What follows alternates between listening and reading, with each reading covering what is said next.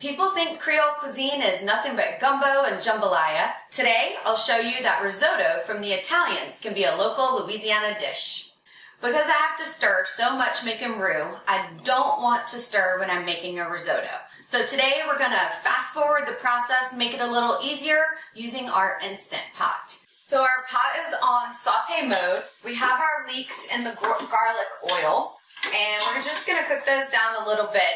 Another thing that I like to add is confit vegetables. So these vegetables have already been cooked down in oil. If you don't want to go through this process of even sauteing your vegetables, sometimes once a week I'll confit a bunch of garlic and a bunch of onions. That way they're already cooked, they have a roasted flavor, and I don't even have to hit the saute mode.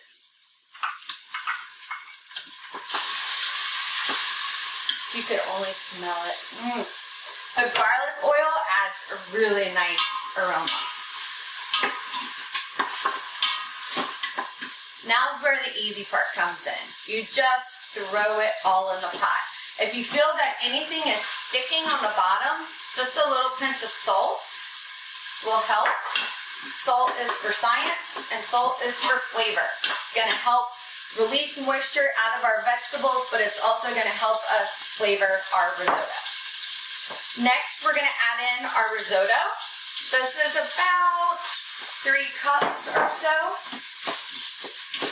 One thing about cooking, I don't always measure, but I do my best to give a very well thought out recipe.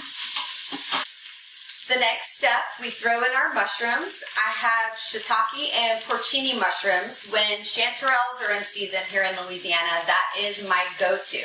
Because I don't have fresh mushrooms available, these have been rehydrated and chopped up. When it's time to rehydrate these mushrooms, you just pour a little bit of warm water on top and let it sit. This is the liquid you get when you strain it out. This is flavor. Do not throw this away. If you wanted to make this an all-vegetarian dish, instead of using chicken stock, you can use all mushroom stock. So we're going to add that in. That also helps with any of the sticking on the bottom of the pan. Another thing that you can add to stop that sticking is alcohol. So today, we're going to add a little vermouth and white wine. Right there.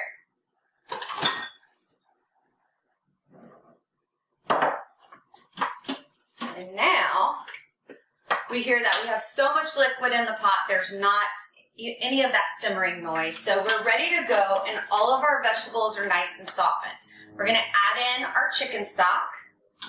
This is just for a little extra, more robust flavor. It's not necessary. You can totally just use vegetable stock or more of the mushroom stock. Now, we'll add in just a little bit of thyme. And we're ready to go. You take the top of your Instant Pot and you put it on. I will point out, be careful, especially when you wash it. Mine went through the garbage disposal, so it still works, but. And then you lock it in place. From there, we're going to hit pressure cook right here.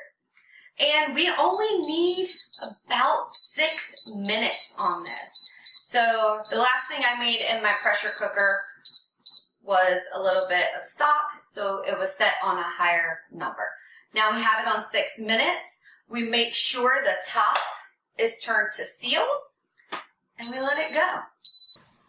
Now we've patiently waited for 6 minutes at pressure and a quick release. We'll see what the risotto looks like.